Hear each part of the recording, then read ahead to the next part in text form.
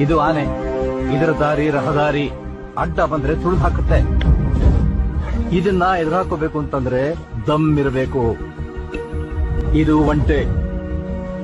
ಇದರ ಅಡ್ಡದಾರಿಯಿಂದ ನಾವು ತಪ್ಪಿಸ್ಕೊಳ್ಳೋಕ್ಕಾಗೋದಿಲ್ಲ. ಇದರ ಮೇಲೆ ಯಾವಾಗ್ಲೂ ಒಂದು ಕಣ್ಣಿಟ್ಟಿರ್ಬೇಕು. ಇದು ಕುದುರೆ.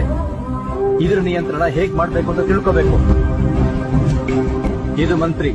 ಬುದ್ಧಿ, ಜ್ಞಾನ, ತಾಳ್ಮೆ, ತಂತ್ರದಿಂದ ಹೆಜ್ಜೆ ಇಡ್ತಾನೆ. ಎಲ್ಲದಕ್ಕಿಂತ ತುಂಬಾ ಬಲಶಾಲಿ ಇವನು. Very powerful. ತ್ಯಾಗಕ್ಕೆ ಇನ್ನೊಂದು ಹೆಸರೇ ಸೈನಿಕ. ಮುಂದೆ ಹೆಜ್ಜೆ ಇಡೋದು ಬಿಟ್ಟು ಹಿಂದಕ್ಕೆ ಓಡೋಗೋದು ಗೊತ್ತಿಲ್ಲ. ಚಿಕ್ಕದಿದೆ ಅಂತ ಕಡೆಗಣಿಸ್ಬೇಡ.